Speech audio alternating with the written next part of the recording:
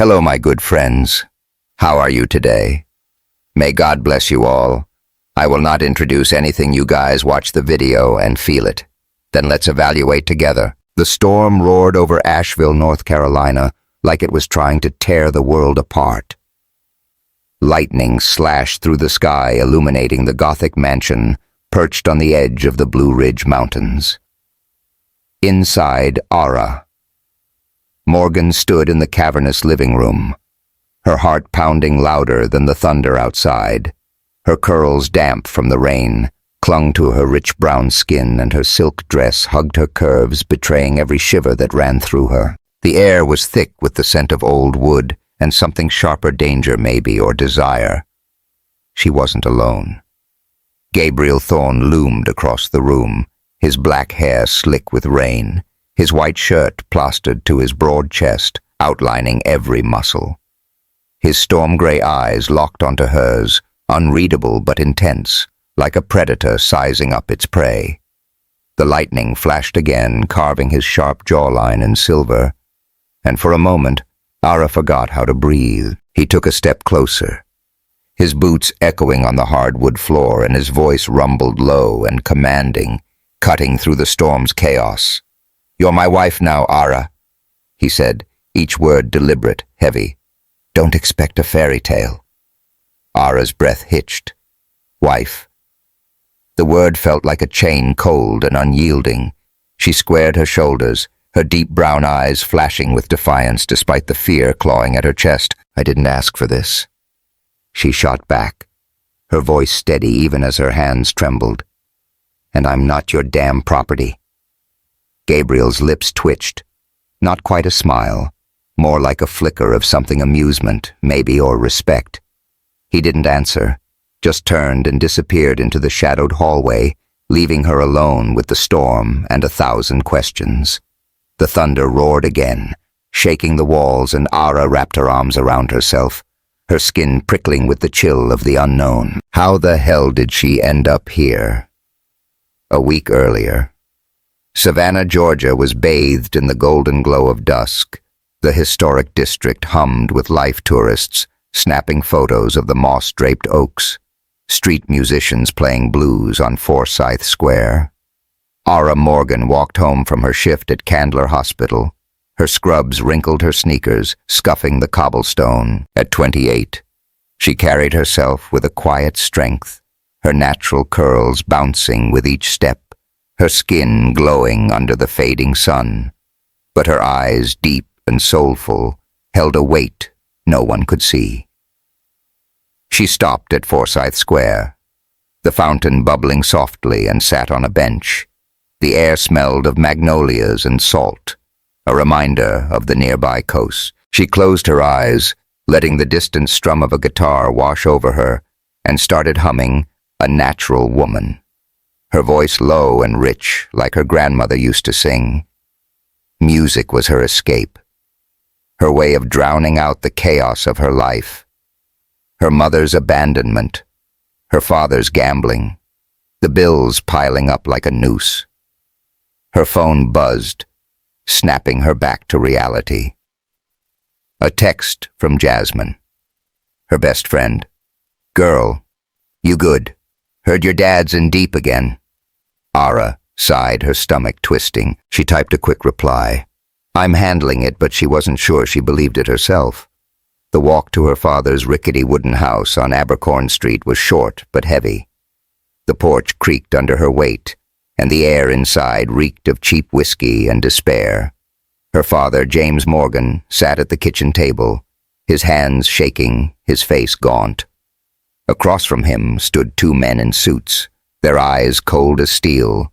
Aara froze in the doorway, her pulse racing. She knew those types, mafia, the kind who didn't bluff.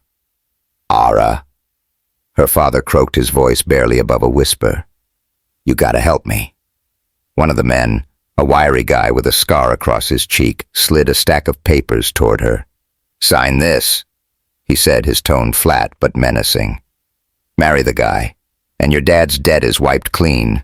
Refuse, and—" He let the threat hang, his smirk saying everything. Aara's eyes darted to the papers. A contract, her father's scrawled signature next to a red stamp. Her throat tightened. "Who is he?" she asked, her voice calm despite the storm brewing inside her. "Gabriel Thorne," the man replied. "Rich, private, needs a wife.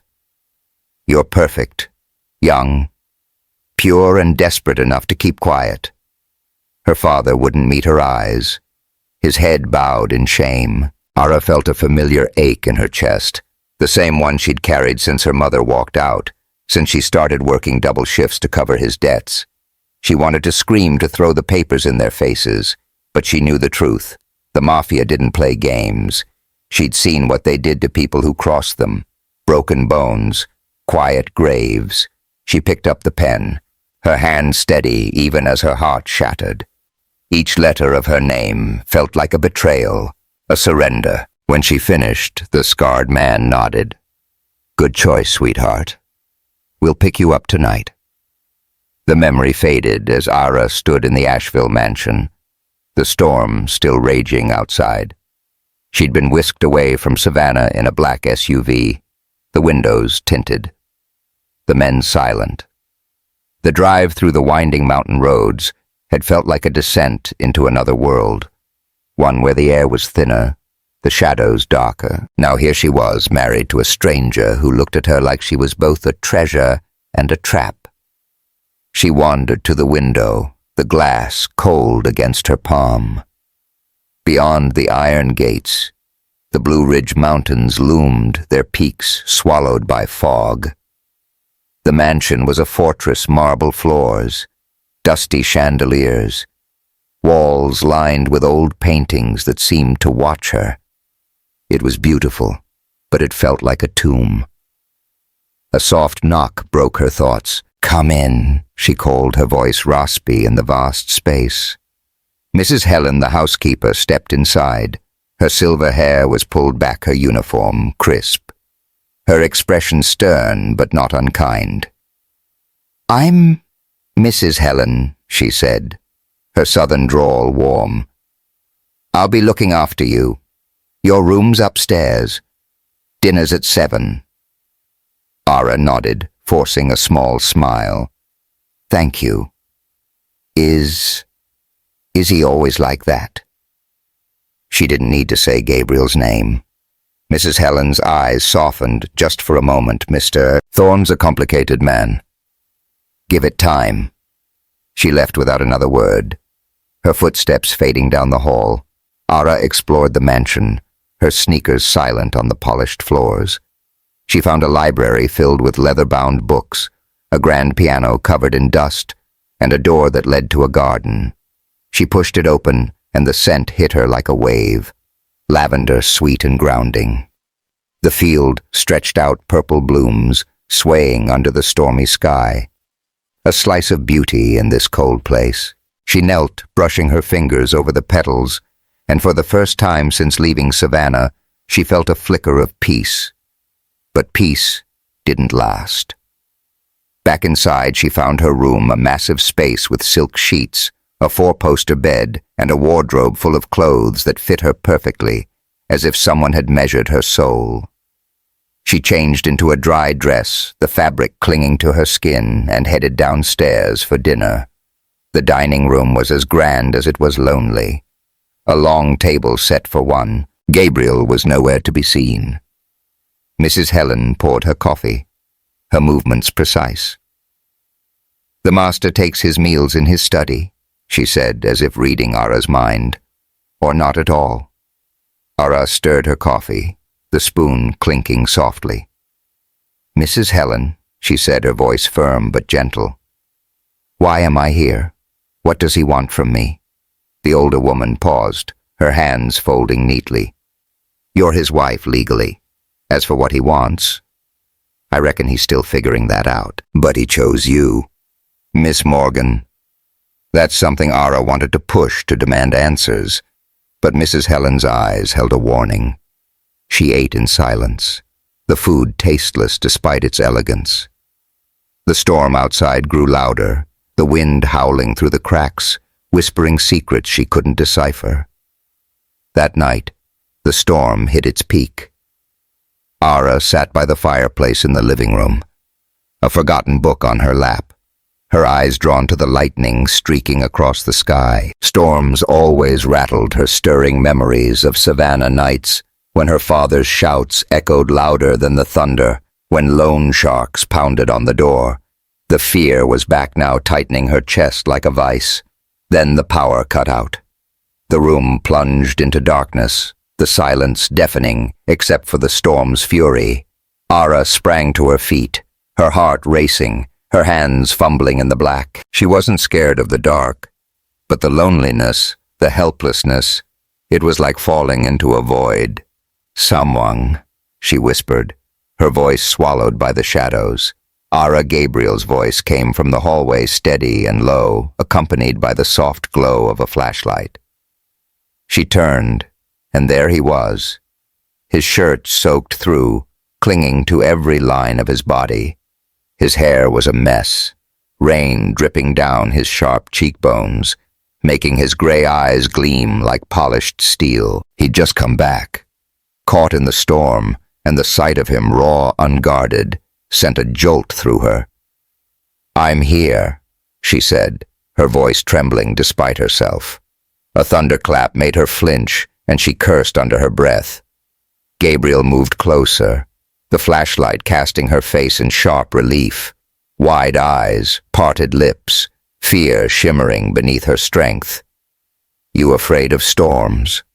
he asked, his tone soft, not mocking, just concern. Aara bit her lip, hating to admit it, but another crack of thunder betrayed her, her shoulders jerking. She nodded, barely perceptible. Gabriel didn't say anything. He set the flashlight on the table, its beam cutting through the dark, and gently pulled her toward the fireplace. The embers still glowed, faint but warm. He knelt, tossing in a log, and the flames roared back to life, painting their faces in gold. "Sit," he said, his voice firm but laced with something softer, something that made her obey. She sank to the rug, pulling her knees to her chest, trying to steady her breath. Gabriel sat beside her, closer than she expected, his heat seeping into her skin. The crackle of the fire mingled with the rain's rhythmic tapping, and for a moment the world felt smaller, safer. She stole a glance at him. The firelight softened his edges, highlighting the small scar at his temple, the faint lines of pain he carried. He was watching her, not with his usual cold detachment, but with something deeper, something hungry, like he was fighting a war inside himself. "You don't have to stay," she murmured, her voice steady now. "I'll be fine." Gabriel tilted his head, the flames dancing in his eyes. "I don't want you to be alone," he said, his voice rough, each word a struggle. "Not tonight."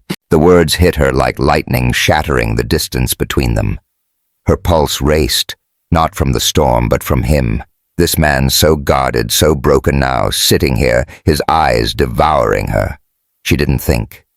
She leaned in, her lips brushing his, tentative at first, then bold, full of longing and defiance.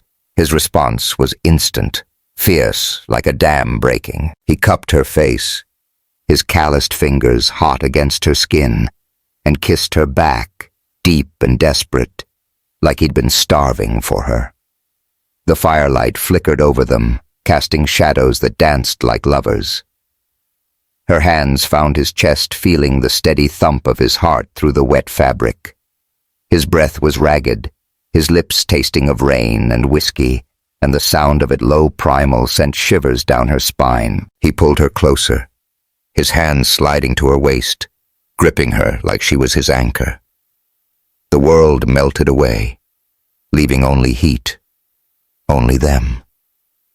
Then he stopped, pulling back his chest, heaving. "Aara." He rasped, his voice thick with want and warning. This ain't a game." She met his gaze, her own eyes burning. "I know," She whispered, her voice steady, despite the fire in her veins. "But I'm not afraid." For a moment he looked like he might kiss her again, like he might let the storm inside him win. But he stood abruptly, running a hand through his hair, and walked out, leaving her breathless on the rug, the fire crackling like it was mocking her. Aara lay in bed that night, the silk sheets cool against her skin, but her body still burned from his touch. The storm had quieted, but her mind was a hurricane. She thought of Savannah, of her father's betrayal of the contract that bound her to this place. She thought of Gabriel, his cold words, his fierce kiss, the pain in his eyes. He was a puzzle, a man who pushed her away but couldn't let her go. She closed her eyes, the lavender scent from the garden lingering in her memory. "You'll survive this," she told herself, her voice firm in the dark. But a smaller voice, softer, whispered, "Or maybe there's something here waiting in the shadows." The morning after the storm, Aara woke to a quiet that felt almost unnatural. The Asheville mansion was still the kind of still that made you hear your own heartbeat. Sunlight slipped through the heavy silk curtains, casting a pale glow on the marble floor. But it did nothing to warm the chill inside her. She lay in the massive four-poster bed, the sheets tangled around her legs, her mind replaying the night before. Gabriel's kiss, his hands on her waist the way his breath had caught like he was drowning in her.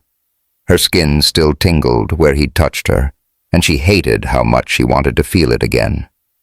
She sat up, her curls a wild halo around her face, and caught her reflection in the mirror across the room. The white silk nightgown, another gift from the wardrobe that knew her too well, clung to her curves, making her feel like a stranger in her own skin. Aara Morgan, the nurse from Savannah who sang Aretha Franklin to keep the world at bay, was now trapped in a gilded cage. She shook her head, muttering to herself, "Get it together, girl.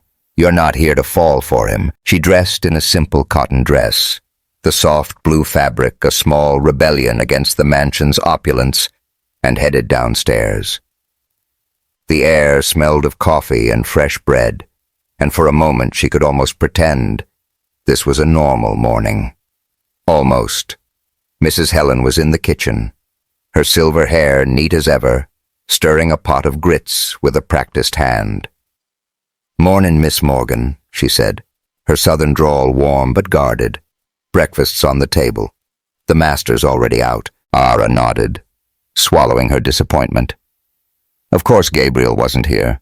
He'd kissed her like the world was ending, then walked away, like it meant nothing. She sat at the long walnut table, the spread of biscuits, bacon and fruit, looking more like a still life than a meal.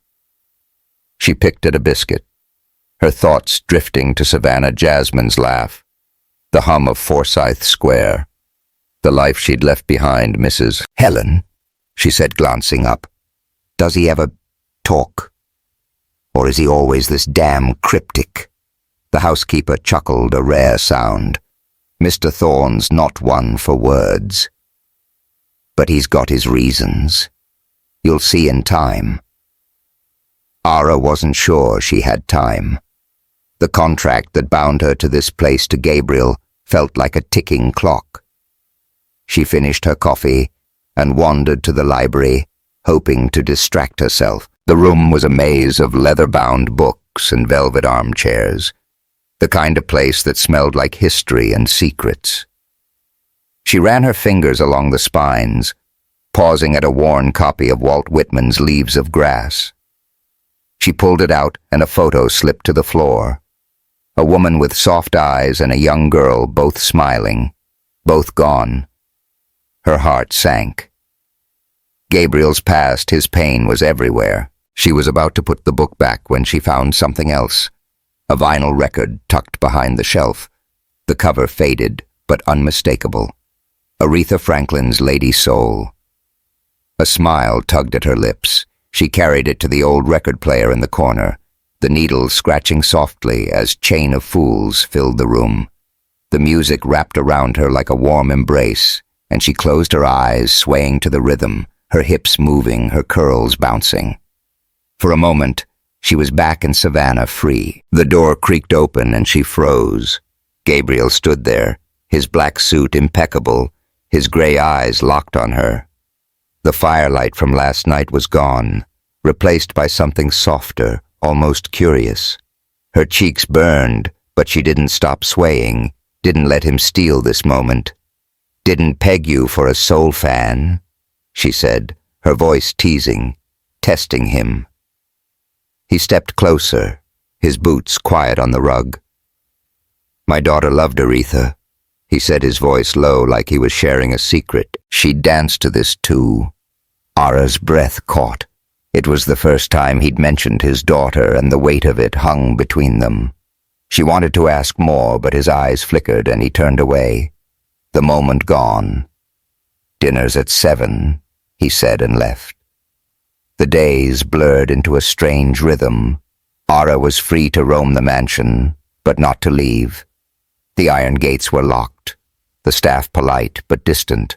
She had no phone, no internet, no way to reach Jasmine or the world outside. Gabriel was a ghost, appearing only in the evenings, a glass of whiskey in hand, his gaze fixed on papers or the fire.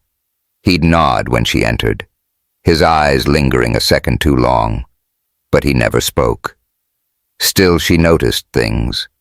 The wardrobe was always stocked with clothes in her size, from jeans to dresses that hugged her like they were made for her. Books she loved. Zora, Neil Hurston, Toni Morrison showed up on her nightstand. The kitchen always had sweet tea. Her favorite. Gabriel was watching her, caring for her in his silent, infuriating way.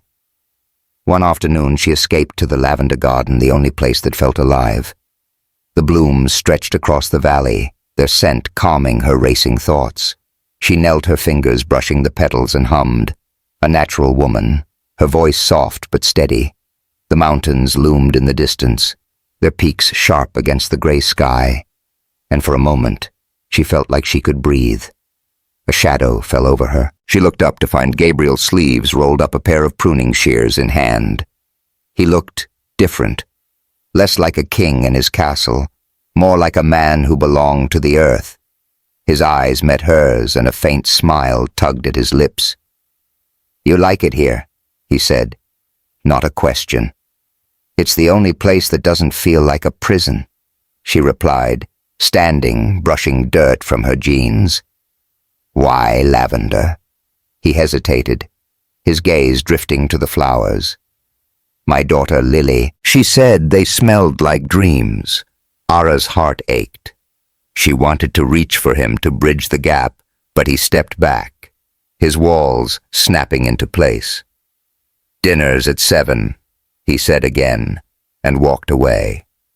That evening, Aara managed to slip into the study while Gabriel was out. She found an old rotary phone and dialed Jasmine's number, her hands shaking. The line crackled, and then her friend's voice came through, sharp and worried. "Girl, where you at?" Jasmine demanded. "I've been losing my mind, Asheville," Aara whispered, glancing at the door. "I'm okay, Jazz, but it's complicated. Complicated.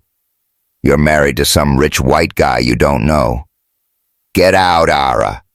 He's bad news." Aara's throat tightened.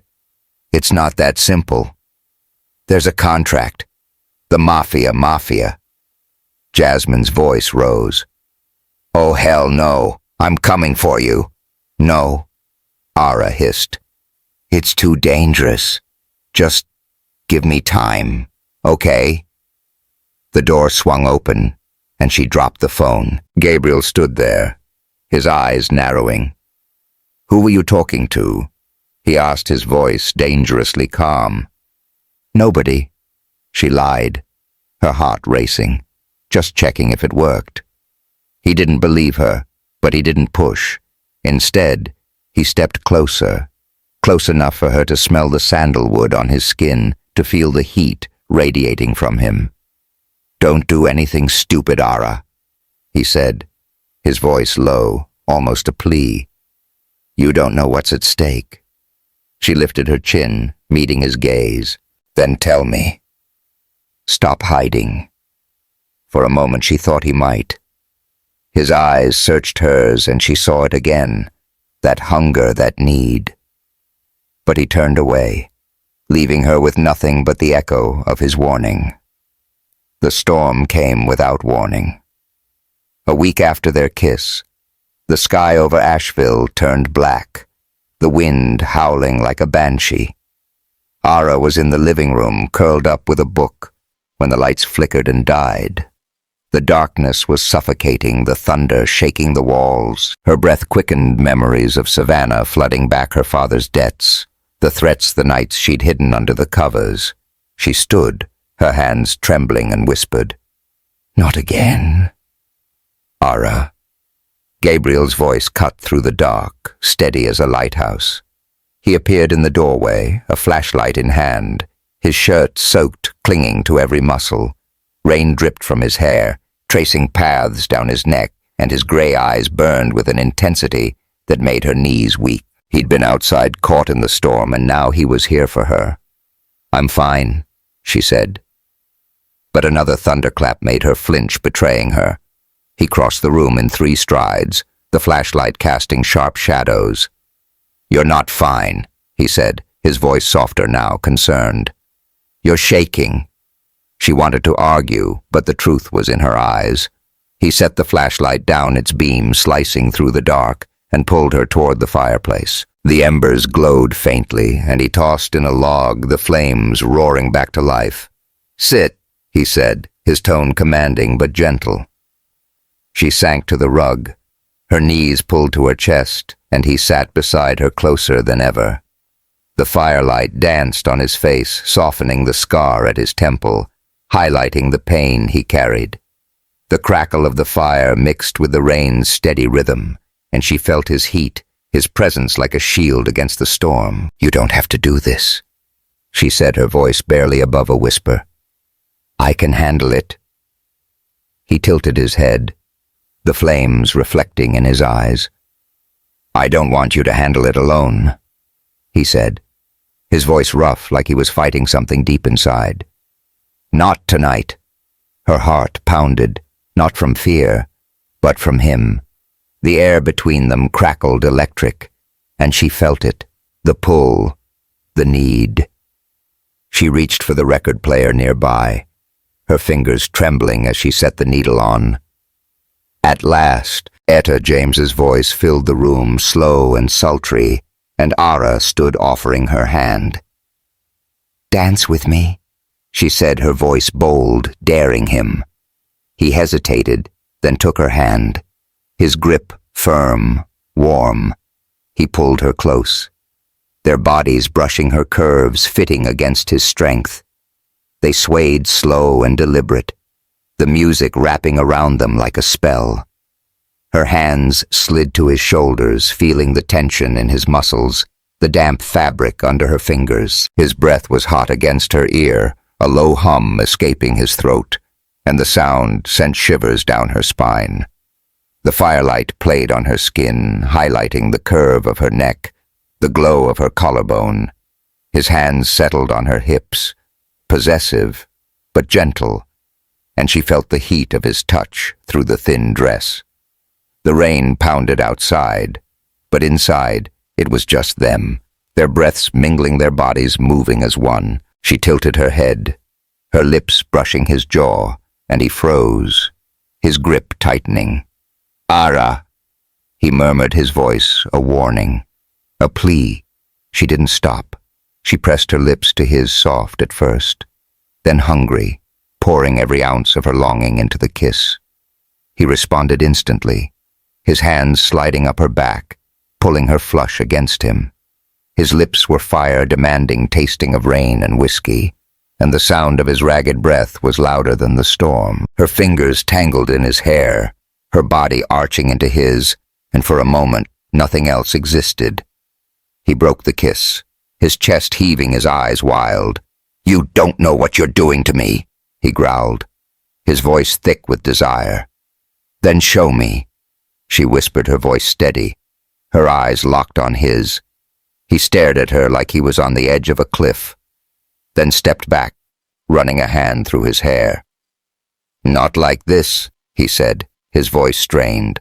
Not yet. He turned and left the door slamming behind him, leaving her alone with the music, the fire, and the ache in her chest.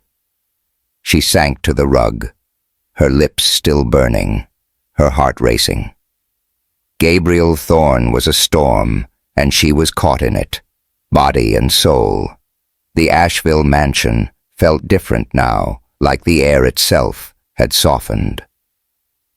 Aara Morgan stood in the lavender garden, the late afternoon sun casting golden flecks across the purple blooms. Her curls bounced as she knelt, pruning the stems with care, the sweet scent wrapping around her like a hug. She wore a simple sundress, the cotton brushing her rich brown skin, and hummed a snippet of respect, her voice low and soulful. For the first time since leaving Savannah, she felt a flicker of belonging, not to the mansion, but to this moment, this patch of earth. She sensed him before she saw him.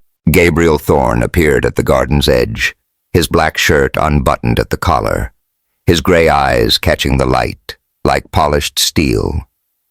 He didn't say anything, just watched her, his usual cold mask slipping to reveal something warmer, something that made her pulse quicken. She stood brushing dirt from her hands and met his gaze with a playful smirk. "You gonna stand there staring, or you gonna help?" she teased, holding out the shears. He chuckled, a rare, deep sound that sent a shiver down her spine, and took the shears, his fingers brushing hers, warm and deliberate. "Didn't know you were a gardener," he said, kneeling beside her, his shoulder close enough to feel his heat. "There's a lot you don't know about me," she shot back, her voice light, but edged with challenge. "Like how I make the best sweet tea this side of Georgia." His lips twitched, almost a smile. "That a fact?" "Bet your ass it is," she said, grinning. "You ever try it with a splash of bourbon?" He laughed outright, the sound echoing across the valley, and Aara's heart skipped. She'd never seen him like this, open human. They worked side by side, the silence comfortable, the only sounds the snip of shears and the distant hum of cicadas. When their hands brushed again, neither pulled away, and the air between them crackled with unspoken promises. The past week had been a slow dance of closeness and caution. After their kiss in the storm, Gabriel hadn't touched her again, but his eyes followed her, hungry and haunted. Aara felt it too, the pull, the need. But she wasn't sure if it was love, or just the loneliness of this place. She spent her days exploring the mansion, finding small ways to make it hers.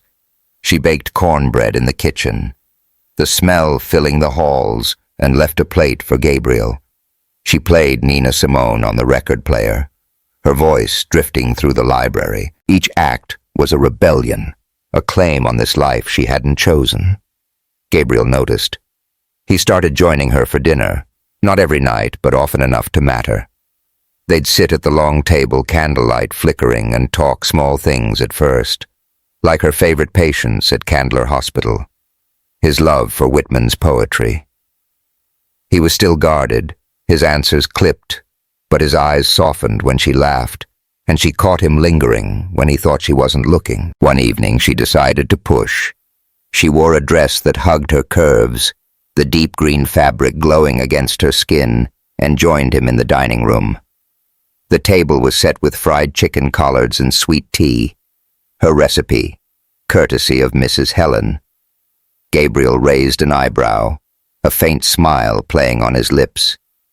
"You trying to bribe me, Morgan?" he asked, his voice low, teasing. "Maybe," she said, leaning forward, her eyes locked on his. "Or maybe I just want to know who the hell I'm married to." He stilled his fork, pausing midair. The firelight danced on his face, highlighting the scar at his temple, the lines of pain he carried. "What do you want to know?" he asked, his tone careful. Everything she said, her voice soft but firm. "Why you're here? Why you're like this? Why me?" He set his fork down, his gaze intense. "You're not like anyone I've ever met," he said, each word deliberate. "You're strong, Aara, stronger than you know, and I need that." Her breath caught. It was the closest he'd come to opening up, and it wasn't enough. But it was something. She reached across the table, her fingers brushing his, and he didn't pull away. The moment stretched heavy with possibility, until Mrs. Helen cleared her throat, breaking the spell. The next morning, Aara was in the kitchen attempting biscuits. Flour dusted her hands, her curls tied back with a scarf, and she was laughing at her own mess when Gabriel walked in. He leaned against the counter, his arms crossed, his eyes twinkling with amusement. "You're a disaster," he said, but his voice was warm, almost fond. "Says the guy who probably never touched an oven," she shot back, tossing a pinch of flour at him. It caught in his hair and he raised an eyebrow, then grabbed a handful of flour and flicked it at her. She gasped, laughing, and soon they were in a full-on flour fight, the kitchen a haze of white. When she slipped, he caught her, his hands steady on her waist, their faces inches apart. The laughter faded, replaced by something heavier. Her hands rested on his chest, feeling the rapid beat of his heart. His eyes searched hers, and she saw it, the hunger, the fear, the need. She tilted her head, her lips parting, and he leaned in his breath, hot against her skin. The kiss was slow, deliberate, his lips tasting of coffee and him, and she melted into it, her fingers curling into his shirt. The oven buzzer screamed, shattering. The moment they pulled apart, breathless, and Aara laughed, her cheeks flushed. "Guess I burned the biscuits," she said, her voice shaky. "Worth it," he murmured, and the look in his eyes made her heart race. That afternoon everything changed. Aara was in the library reading Zora Neale Hurston when the doorbell chimed, a rare sound in the silent mansion. Mrs. Helen answered, and Aara heard a woman's voice, sharp and commanding. "Tell Gabriel, Lila Brooks is here. Now." Aara stepped into the hallway, her stomach twisting. Standing in the entryway was a tall woman in her 30s, her dark skin glowing under a tailored coat, her eyes piercing. She radiated authority, and when she saw Aara, her eyebrow arched, her lips curling into a smirk. "And you are?" she asked, her tone dripping with disdain. Aara stood taller, her voice steady. "Aara Morgan, Gabriel's wife." Lila laughed, a cold, bitter sound. "Wife? Oh, honey, you're in over your head. I'm Lila, sister of Gabriel's real wife, Clara, and I've got some truths you need to hear." Mrs. Helen hovered, ready to intervene, but Aara held up a hand. "Say what you came to say," she said, her voice calm but firm, though her heart pounded. Lila sat on the sofa, crossing her legs, her eyes sharp as blades. "Gabriel married you to replace Clara, but you'll never be her. He killed her. Aara, him and their daughter Lily. He was drunk, crashed the car. He's a murderer, and you're just a pawn in his guilt." The words hit like a punch, stealing Aara's breath. She shook her head, her voice trembling. "You're lying." "Am I?" Lila smirked, sliding a business card across the table. "Ask him. Look him in the eye and see if he denies it. When you're ready for the truth, call me." She stood and left her heels clicking on the marble, leaving Aara frozen. The card burning a hole in her hand, her mind spun. Gabriel's pain, his silence, the photo in the library. Could it be true? She stumbled to the study, her hands shaking, and found an old newspaper clipping in a drawer. CEO Gabriel Thorne, involved in fatal crash. The article didn't mention alcohol, but the words tragic loss and controversy seared into her. That night, Gabriel returned his black suit crisp, his face lighting up when he saw her in the living room. "Aara," he said, his voice soft. "I was thinking we could."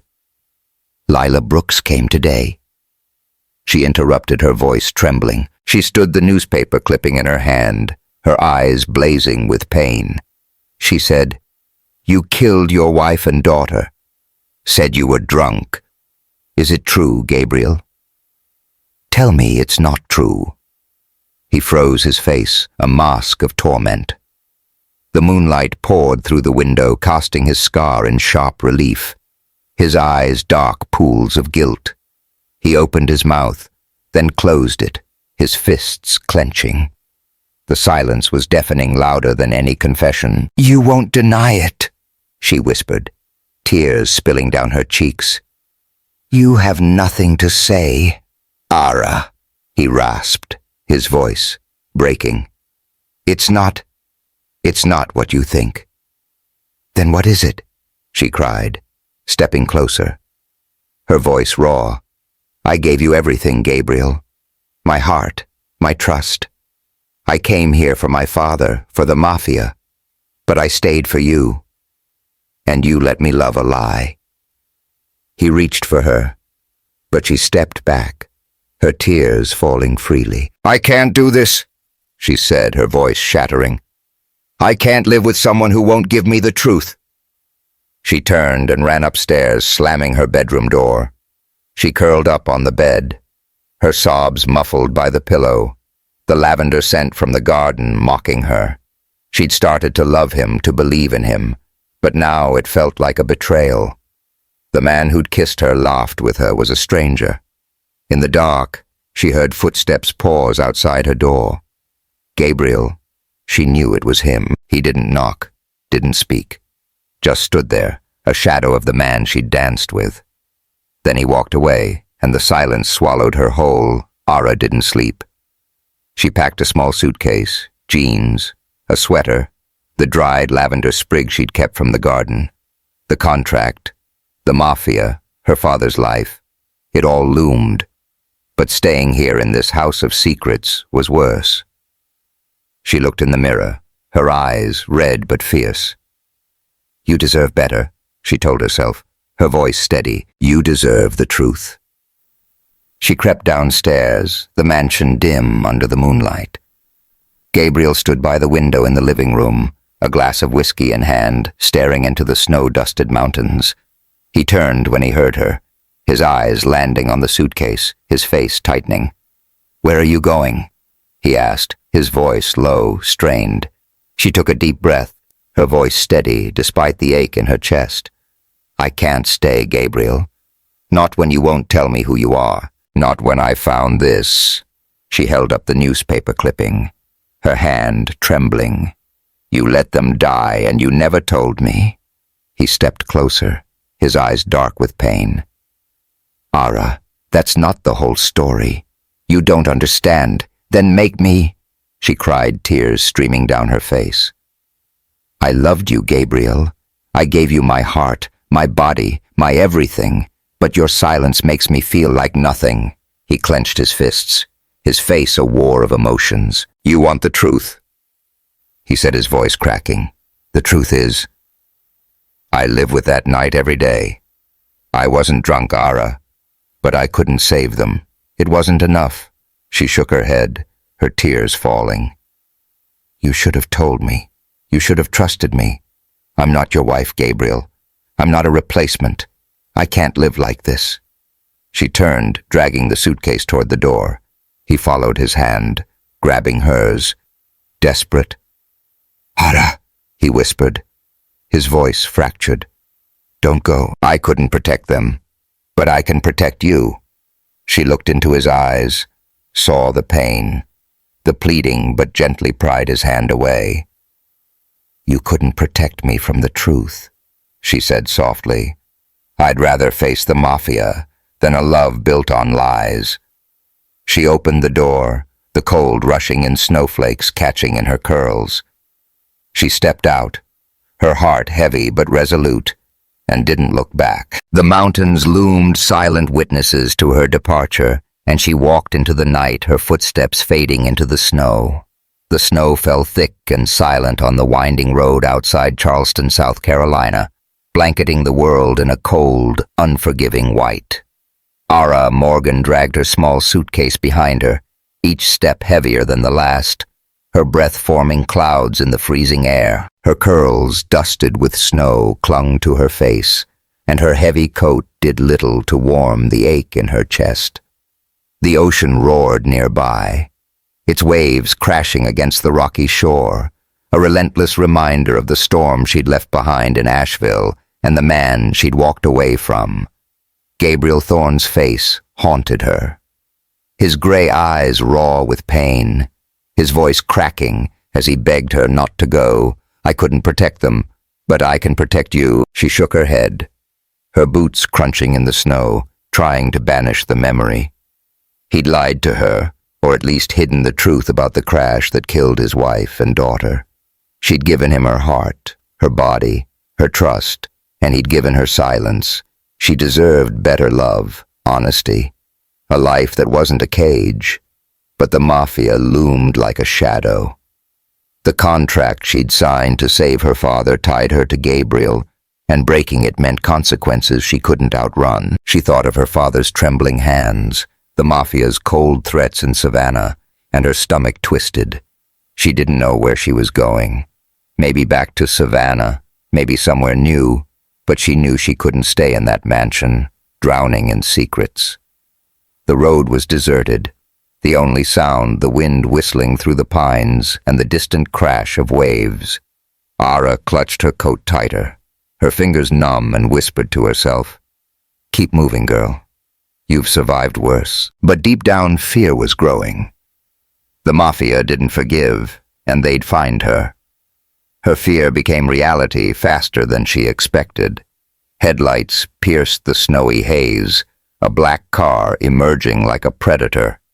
Aara froze, her heart slamming against her ribs. She wanted to run, but her legs felt like lead. The car stopped, and two men stepped out, their faces hard, their eyes glinting like knives.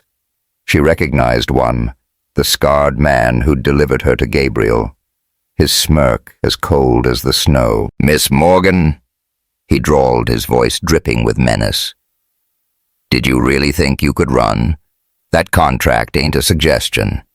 You belong to Thorne, or to us." Aara's fists clenched, her voice steady despite the panic clawing at her. "I don't belong to anyone. Do what you want, but I'm not going back." The scarred man laughed, stepping closer, his breath sour with cigarette smoke. "You're stubborn, I'll give you that. But the boss don't care about your pride." His hand shot out, grabbing her wrist, his grip bruising. She yanked back her free hand, swinging, catching his jaw with a sharp crack. He cursed, his grip tightening, and the second man grabbed her hair, yanking hard. Pain seared through her scalp, but she kicked her boot, connecting with his shin. It was futile, she knew it, but she'd go down fighting. Then another set of headlights blazed through the storm, the roar of an engine cutting the silence. A black SUV skidded to a stop, and the door flew open. Gabriel stepped out, his coat flapping in the wind, his gray eyes burning with fury. Snow clung to his dark hair, and his presence was a force radiating danger. "Let her go," he said, his voice low, deadly. "Now," the scarred man sneered, but there was a flicker of doubt in his eyes. "This ain't your business, Thorne." She broke the contract. She's ours. Gabriel's lips curled into a cold smile. "She belongs to me," he said, each word a blade. "And if you touch her again, your whole damn operation burns." Before the man could respond, Gabriel lunged, his fist slamming into the scarred man's face with a sickening crunch. The second thug drew a knife, its blade glinting in the headlights, but Gabriel was faster, kicking it from his hand and tackling him to the snow. Aara stood frozen, her heart racing, watching Gabriel fight like a man possessed. Ruthless, fearless, all for her. The fight was brutal but short. The scarred man slashed Gabriel's shoulder, blood blooming through his coat. Aara screamed, rushing toward him, but Gabriel shoved her back, his eyes wild. "Stay back!" he roared, landing a final blow that sent the thug crumpling. The scarred man scrambled to his feet and fled, disappearing into the blizzard. Gabriel staggered, dropping to one knee, his hand clutching his shoulder, blood seeping through his fingers. Aara fell beside him, her hands trembling as she pressed them to the wound, tears streaming down her face. "Gabriel, why?"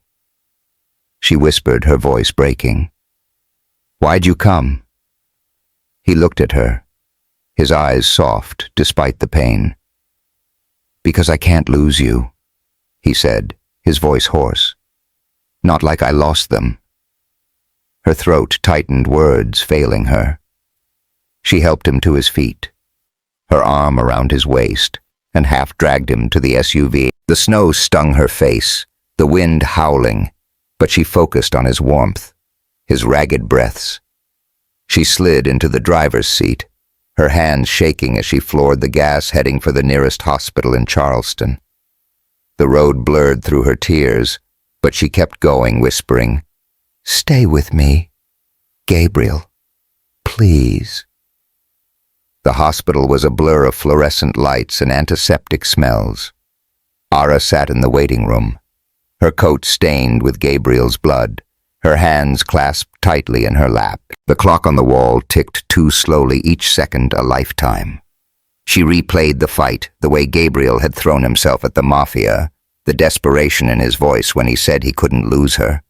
She'd walked away thinking he didn't need her, but his actions screamed the opposite. A doctor emerged, her face calm but tired. "He's stable," she said. "The wound's deep, but he'll pull through. You can see him now." Aara's knees nearly buckled with relief. She followed the doctor to a small room where Gabriel lay on a bed, his shoulder bandaged, his face pale but alert. The sight of him alive, breathing, made her chest ache.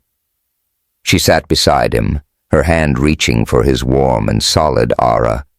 He said, his voice rough but steady, "You okay?" She laughed, a shaky sound. "You're the one with a hole in your shoulder, and you're asking me that." He managed a faint smile, his thumb brushing her knuckles. Had to make sure. She looked at him, her eyes searching his, and the weight of everything. The contract, the mafia. His silence pressed down on her. "Why didn't you tell me the truth?" she asked, her voice soft, trembling. "About the crash, about Clara and Lily. I deserved to know."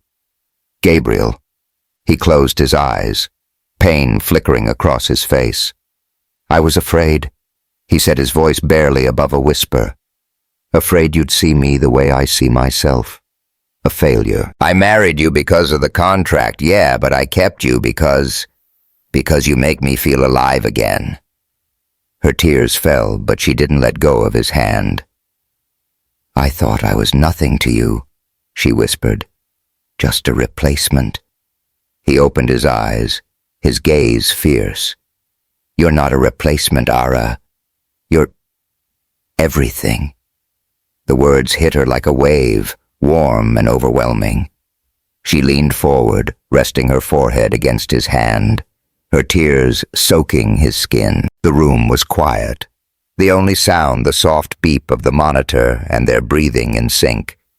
She didn't know what came next. The mafia, her father, the truth. But for the first time, she felt like they were in it together. The next morning, Aara sat by Gabriel's bed, sunlight streaming through the window, painting the room in soft gold. He was stronger, his color returning, but the bandage on his shoulder was a stark reminder of what he'd risked. She'd stayed all night dozing in the chair, her hand never leaving his. When he woke, he looked at her, his eyes softer than she'd ever seen.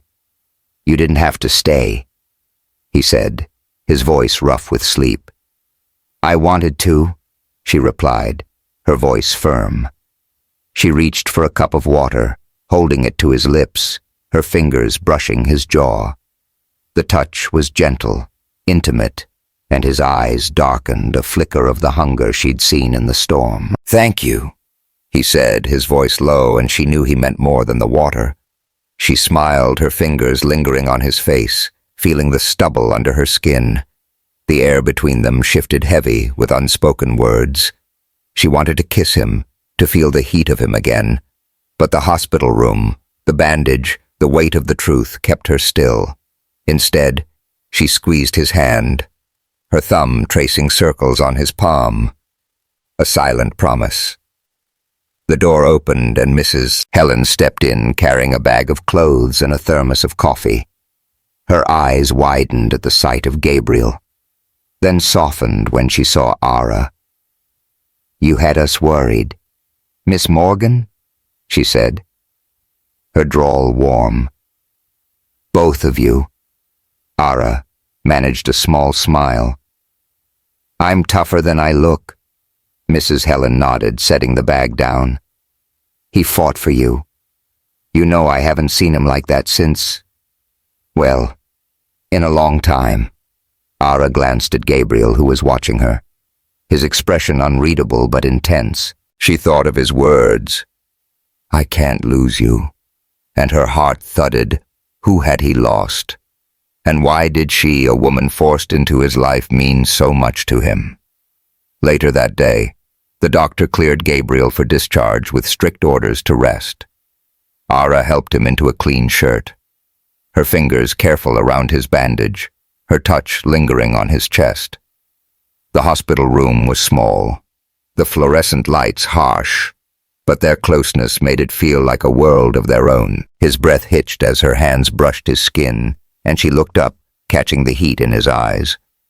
"Careful," he murmured, his voice low, teasing. "You're gonna make it hard to behave." She laughed, the sound easing the tension. "You're the one who needs to behave. Thorne, no more playing hero." He caught her wrist, his grip gentle but firm, pulling her closer. "I'd do it again," he said, his voice serious. "For you." Her heart skipped, and she leaned in, her lips brushing his forehead, a soft, fleeting touch. "Get better first," she whispered. "Then we'll talk."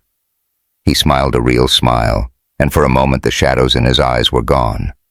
They left the hospital together, Aara's arm around his waist, his weight leaning into her. The Charleston air was crisp, the scent of salt and pine mingling, and she felt a strange sense of hope, like the storm was finally breaking. But the mafia wasn't done. As they drove back to Asheville, Aara's phone buzzed, a burner phone. Mrs. Helen had slipped her a text from an unknown number. "You can't run forever. Morgan. The boss wants his due." Her blood ran cold, but she glanced at Gabriel, his profile sharp against the snowy landscape, and knew she wasn't alone anymore. The sun hung low over Savannah, Georgia, casting a golden haze across the Bonaventure Cemetery. Ancient oaks, draped in Spanish moss, stood like silent sentinels, their branches filtering the light into dappled patterns on the gravel path. Aara Morgan walked beside Gabriel Thorne, her hand wrapped tightly around his, her fingers tracing the bandages still covering his wounded shoulder. The air smelled of earth and salt, carried from the nearby Wilmington River, and the quiet was profound, broken only by the soft crunch of their footsteps and the distant call of a mourning dove. Aara's heart thudded, not from fear, but from the weight of this moment. Gabriel had been discharged from the Charleston hospital just days ago, his strength returning, but his eyes still heavy with shadows. Last night, in the dim light of their Asheville mansion, he'd asked her to come here to the place where his wife Clara and daughter Lily were buried. "I need you there," he'd said, his voice raw. "I need to say goodbye, and I want you to see it." She'd knotted her throat tight, knowing this wasn't just a visit. It was a turning point for him, for her, for whatever they were becoming. She glanced at him now, his black coat open, his face pale but resolute. The scar at his temple caught the light, a reminder of the pain he carried. But his gray eyes held something new. Fragility, maybe, or hope. She squeezed his hand, her rich brown skin warm against his, and he returned the pressure. A silent, "Thank you. You okay?" she asked, her voice soft, her Savannah drawl, wrapping around the words like a lullaby. He nodded, his jaw tight. "Just stay close." "Always," she said, and meant it. The drive from Asheville had been long, the Blue Ridge Mountains fading into the low country's flat marshes. They'd barely spoken, the silence heavy, but not uncomfortable. Filled with the hum of the SUV and the occasional brush of their hands, Aara had watched the landscape change her mind, replaying the past weeks, the storm, the kiss, the mafia. Gabriel's blood on her hands. She'd walked away from him convinced he was a lie, but he'd fought for her, risked everything. And now here they were facing his past together. The cemetery was tucked on the outskirts of Savannah, its gates weathered but grand. Gabriel parked near a sprawling oak, its roots twisting into the earth, and opened Aara's door, his hand lingering on hers as she stepped out. The air was warm, heavy with the scent of magnolias, and Aara felt a pang of homesickness for her old life, the nights singing with Jasmine, the bustle of Forsyth Square. But this, she realized, was her life now, and she wasn't running anymore. They walked down a winding path past weathered headstones etched with names long forgotten. Gabriel's steps slowed as they reached a quiet corner shaded by an oak where two headstones stood side by side, one large one, heartbreakingly small. Clara Thorne, Lily, Thorne. A vase of fresh lavender sat between them, the blooms vibrant against the gray stone, undoubtedly placed by Gabriel. Aara's chest tightened, her eyes stinging, but she stayed silent, letting him lead. He stopped, his hand slipping from hers, and drew a deep breath, like he was gathering every ounce of courage. He knelt before the graves, his fingers brushing the cold stone, his eyes lost in memories only he could see. Aara stood behind him, her heart aching. The moss overhead, swaying gently in the breeze. "Clara." He began, his voice trembling barely above a whisper. "I'm sorry. I'm so damn sorry I couldn't protect you." Our last words. They were angry, and I've carried that every day, thinking I didn't deserve to live again. He paused, his shoulders shaking, and Aara fought the urge to wrap her arms around him. "You always said to find light even in the dark." I didn't believe it. Until now. He turned to the smaller stone, his voice breaking. "Lily, you were my joy. The lavender garden. I built it for you, for your dreams. But you wouldn't want me stuck in the past. You'd want me to laugh, to love." Tears welled in Aara's eyes, but she didn't wipe them away. She stepped closer, her hand resting lightly on his shoulder, a silent anchor. He reached up, covering her hand with his touch warm, trembling. Then he looked at her, his eyes glistening with raw emotion, and pulled her down beside him. "This is Aara," he said, his voice stronger now, as if speaking to the graves. "She's not here to take your place, Clara, or yours, Lily. She's here because she holds what's left of me, the part you loved, the part." Lily lit up. Aara's throat tightened, her tears falling freely. She knelt beside him, her hand still in his, and looked at the headstones, feeling their weight, their love, their loss. "Clara, Lily," she whispered, her voice steady despite the ache. "I didn't come to replace you. I came to live beside him, to love him, if he'll let me." Gabriel turned to her, his eyes wide, like he was seeing her for the first time. He cupped her face, his thumbs brushing her tears, and the world seemed to still no birds. No wind, just them. You are my light, he said, his voice rough with emotion. I thought I didn't deserve it, but you make me want to try. She leaned into his touch, her lips trembling. You don't have to do it alone, she said, her voice breaking. I'm here, Gabriel. I'm not going anywhere. He pulled her close, his arms wrapping around her, his face buried in her curls. She held him tightly, feeling his heartbeat against hers, the warmth of him grounding her. The moss swayed above the sunlight, filtering through, and the lavender's scent enveloped them like a blessing from the past. They stayed there, kneeling before the graves, their tears mingling their love, a quiet vow. The moment was shattered by footsteps on the gravel.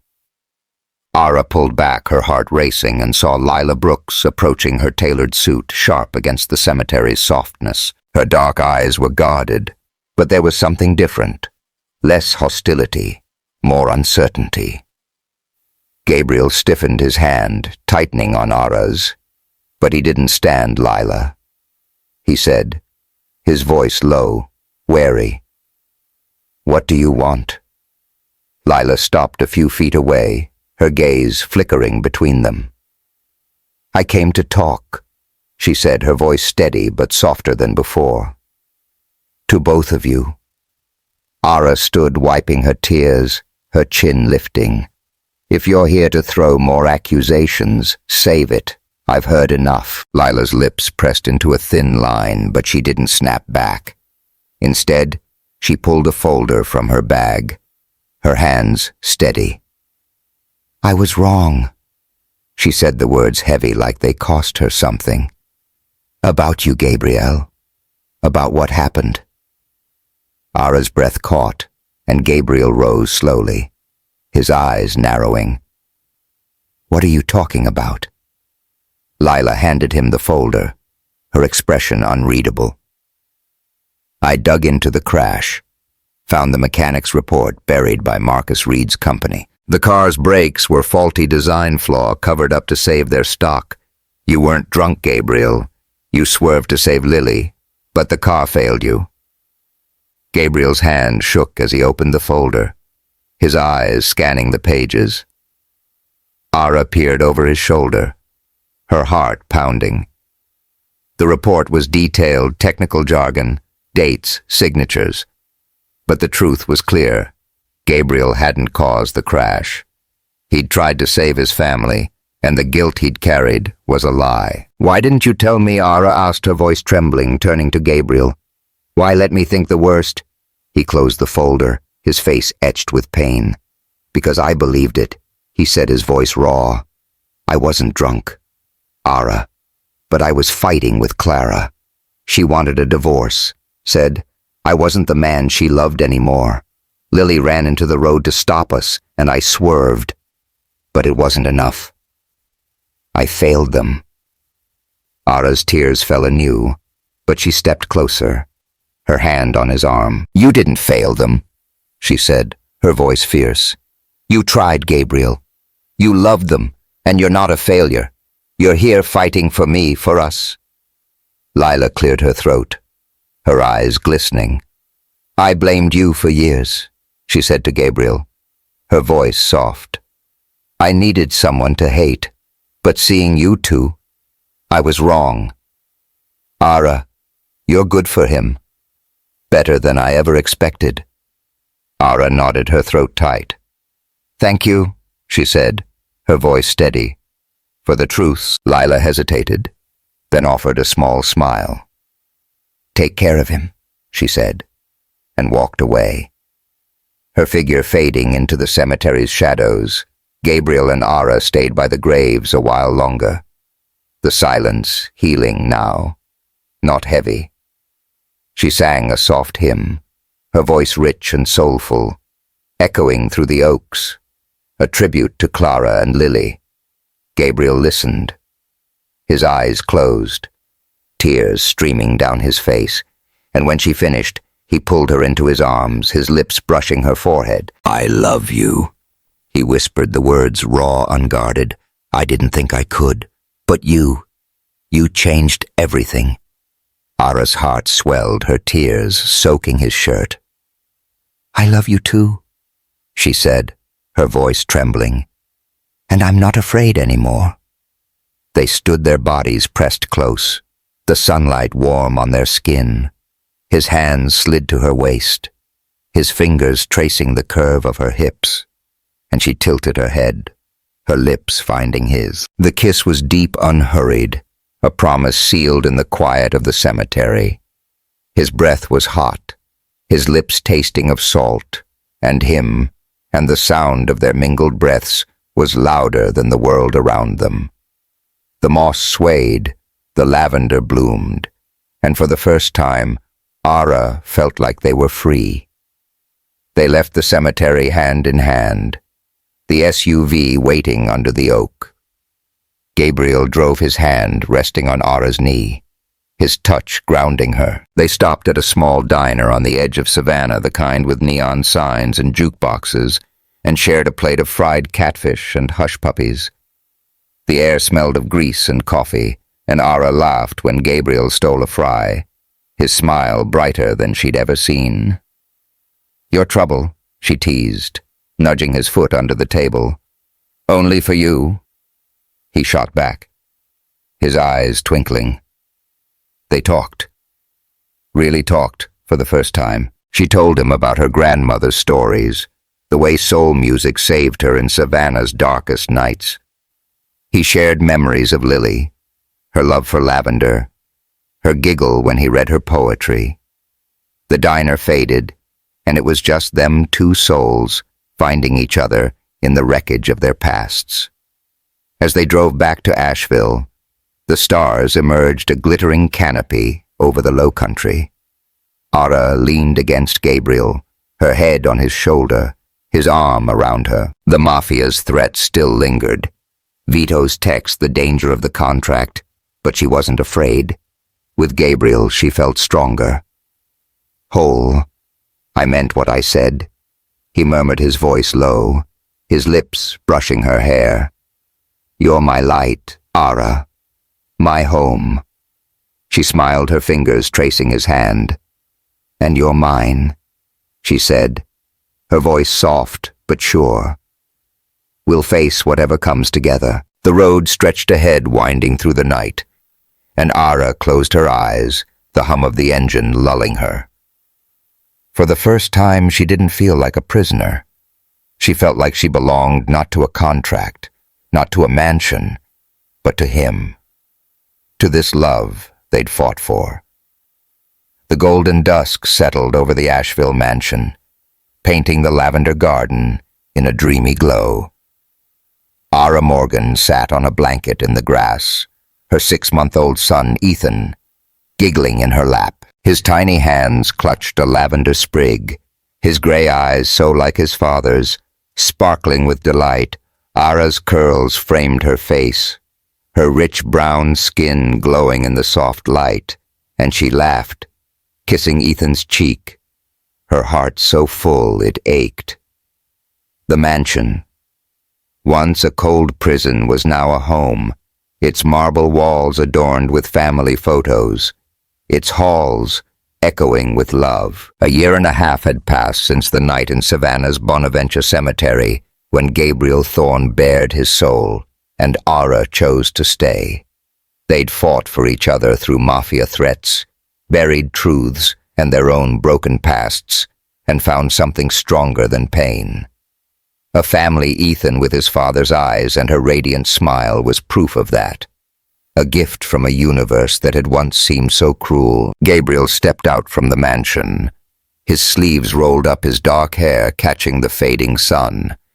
He wore a simple white shirt, the bandage long gone from his shoulder, though the scar remained a reminder of the night he'd fought for her. His gaze softened when he saw Aara and Ethan, and he knelt beside them, kissing Ethan's forehead. Then Aara's lips, a gentle, lingering touch that still made her pulse race. "You two look like trouble," he teased, his voice low, his gray eyes twinkling. "Says the guy who started it all." Aara shot back, grinning. She nudged him with her shoulder, her fingers brushing his, the contact warm and familiar. He chuckled, lying back on the blanket, pulling Ethan onto his chest. The baby babbled, tugging at Gabriel's shirt, and Aara watched them, her heart swelling. Gabriel had become a devoted father, reading Whitman to Ethan at bedtime, building a tiny lavender garden just for him. He was no longer the haunted man she'd met. He was hers, wholly, unapologetically. But the mafia's shadow lingered. Vito Russo, the scarred thug who'd hunted her in Charleston, had sent a final threat, weeks ago. A letter slipped under the mansion's gate promising retribution. Aara had pushed it aside, focusing on Ethan on Gabriel, but the fear gnawed at her. She glanced at Gabriel. Now his face relaxed and decided not to ruin this moment. They'd face it together like always. The next morning, Aara woke to an empty bed, the sheets cool where Gabriel should have been. Her stomach twisted, a familiar unease creeping in. She slipped on a robe, her curls loose, and padded downstairs, the mansion quiet except for the soft creak of the floorboards. In the kitchen, Mrs. Helen was brewing coffee, her silver hair neat, her expression tense. "Where's Gabriel?" Aara asked, her voice sharper than intended. Mrs. Helen hesitated, then handed her a note in Gabriel's handwriting. "Gone to Charleston. Back tonight. Stay safe." Aara's blood ran cold. Charleston meant Vito, meant danger. She crumpled the note, her hands shaking, and grabbed the burner phone Mrs. Helen had given her after the hospital. She dialed Gabriel, but it went to voicemail. His deep voice, a hollow comfort. "Damn it, Gabriel," she muttered, pacing. "What are you doing?" Mrs. Helen touched her arm, her voice steady. "He's not alone. Miss Morgan. He's been working with some folks, law enforcement, I reckon. Wants to end this for good." Aara's eyes widened. "Law enforcement? Why didn't he tell me?" The older woman's smile was small, knowing. "Because he loves you, didn't want you to worry." Aara's fear morphed into resolve. She wasn't the woman who'd signed that contract in Savannah, scared and powerless. She was Aara Morgan, and she'd fight for her family. "I'm going after him," she said, her voice firm. "Can you watch?" "Ethan." Mrs. Helen nodded, pride in her eyes. "Go get your man, child." Charleston's waterfront was a maze of warehouses and shadows, the air thick with salt and diesel. Aara parked her car near the docks, the burner phone buzzing with a new text from an unknown number. "Pier 7, come alone, or Thorne dies."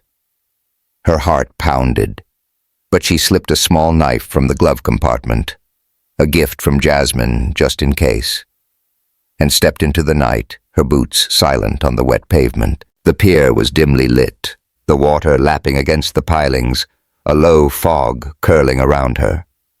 She spotted Gabriel near a stack of crates, his hands raised facing Vito Russo and two armed thugs.